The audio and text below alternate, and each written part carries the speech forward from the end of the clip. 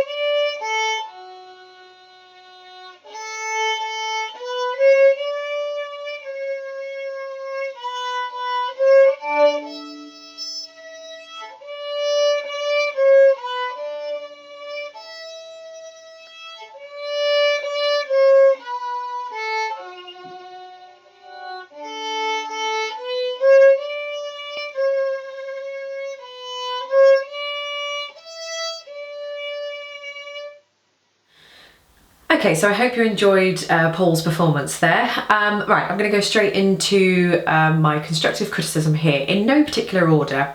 I was looking at his bow, and I think his bow hand, or his bow grip, needs to be a little bit more flexible. It just felt a little bit like the fingers were too straight, and it was all a bit sort of too stiff as he was playing.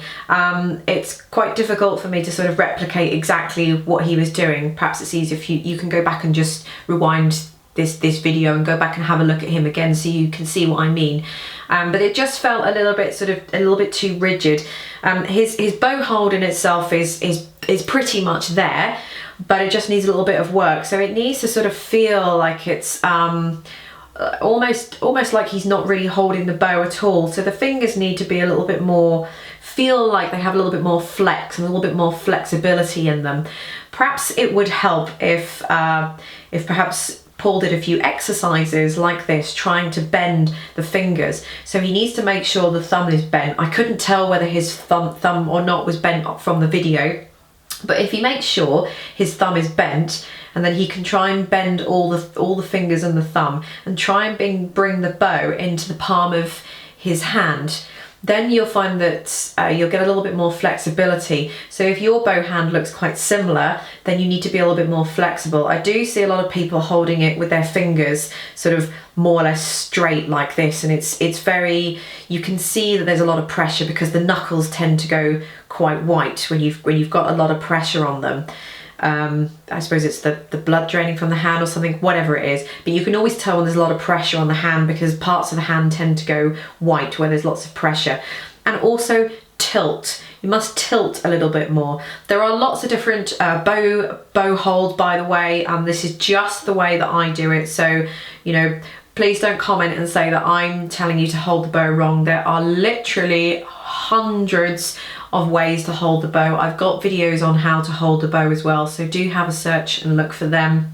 So this is the way I do it. This is the way I teach, but I would just like to see a little bit more tilt towards the index finger. That way you will be able to bend the fingers and you will have a little bit more flexibility in the wrist. For the left hand fingers, I would just like to see your palm, Paul's palm, just a little bit further down. So it felt a little bit like the palm of his hand was sort of creeping up a bit. It wasn't completely flat against the neck of the violin here, but it just felt like his fingers were just sort of huddled round a little bit too much. So I would really like to see almost from the knuckles of the fingers, or the joint in the fingers, to be almost straight down to the wrist. So it sort of looks a little bit like this, rather than having it, you don't want it up, you don't want it sort of, the fingers looked a bit huddled. If you have the fingers down and curve them round a bit more and use the elbow here, you can swing the arm forward and backwards depending on whether you're on the E string or whether you're on the G string. Perhaps not quite as much as I've just done, I'm just sort of exaggerating the movement so you can see.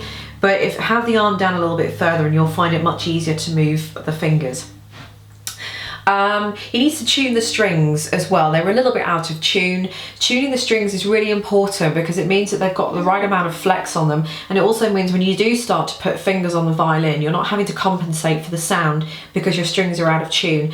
I've played in orchestras and things before when one of my strings has gone out of tune, and it means that I couldn't use that open string. I had to always use fourth finger or go into another position, and when I was putting the fingers down on that string, I either had to move them a little bit further up to compensate, or move them a bit further back to compensate for whichever way the string was out of tune, whether the string was too sharp or too flat. So that will indicate where you're going to put your fingers. So if your strings are out of tune, you'll find that you'll be learning all the wrong positions for your fingers.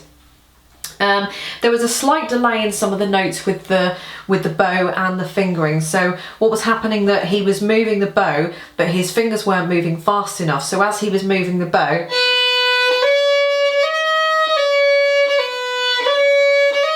you get that sort of slight delay, and what that means is that the bow arm is moving at the right time, but the fingers aren't quite moving fast enough. So that's very, very common in beginner violins. So if you're finding you've got that sound, it's just that you have got a delay there, so your bow is moving faster than your fingers, and the only way to compensate for that, or the only way to get over that, is to do really slow practice and then gradually build the speed up so that your bow and your fingers can get used to each individual speed working together, and then the fingers will know what they're doing. So you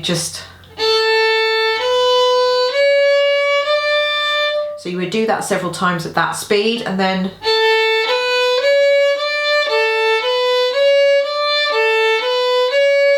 gradually get faster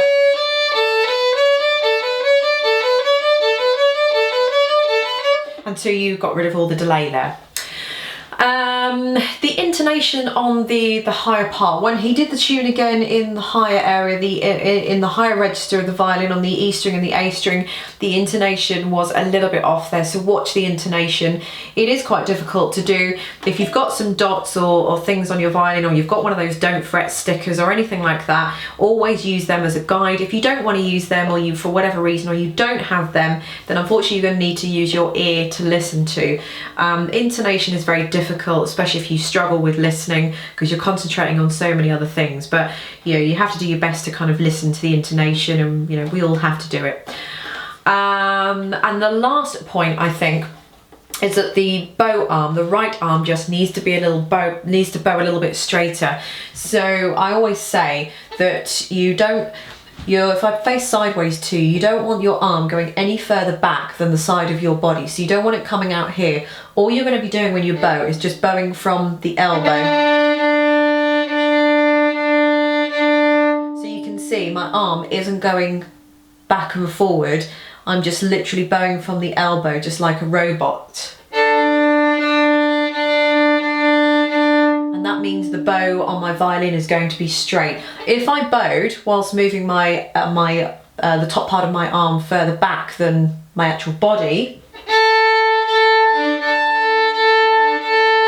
then you can see my bow is waving about, and I then start to hit other strings as well. So when you're bowing, just make sure that you're bowing from the elbow. You can move the elbow up a little bit, you just mustn't move it back any further. So I would like to just see the arm a little bit straighter, so you've got the bow moving straight on the violin. That means you're going to get a nice consistent tone, because you want the bow to be hitting right in between the fingerboard and the bridge. That's where you're going to get the best tone. You'll lose the tone if you go to the fingerboard, and I'm not going to do it, but you'll get a horrible scratchy tone if you go near the bridge. So if it sounds scratchy, you've gone near the bridge. If you're losing the tone, you've gone near the fingerboard. And of course, if you're bowing round the bend, some parts will sound nice, and then when you've gone into the fingerboard, you're going to lose the tone and it's going to sound a bit kind of patchy. So there we go, some general feedback there. I really hope that's helped, Paul. Thank you so much for sending in the video for us all to have a look at, and for me to stand here and critique you. Like I say, this isn't a negative video, it's a constructive criticism feedback. So I would hope that in a few months' time, you know, Paul could perhaps put a video response underneath his video, and we could all see how much he's improved and everything. So if you're struggling with the same things, and you know, this is singing out to you thinking, oh my goodness, I'm doing exactly the same thing, or oh, that's why it doesn't sound right, then hopefully through Paul's mistakes, everybody else can get better and improve. So thanks very much for watching, and I shall see you in the next video. Subscribe.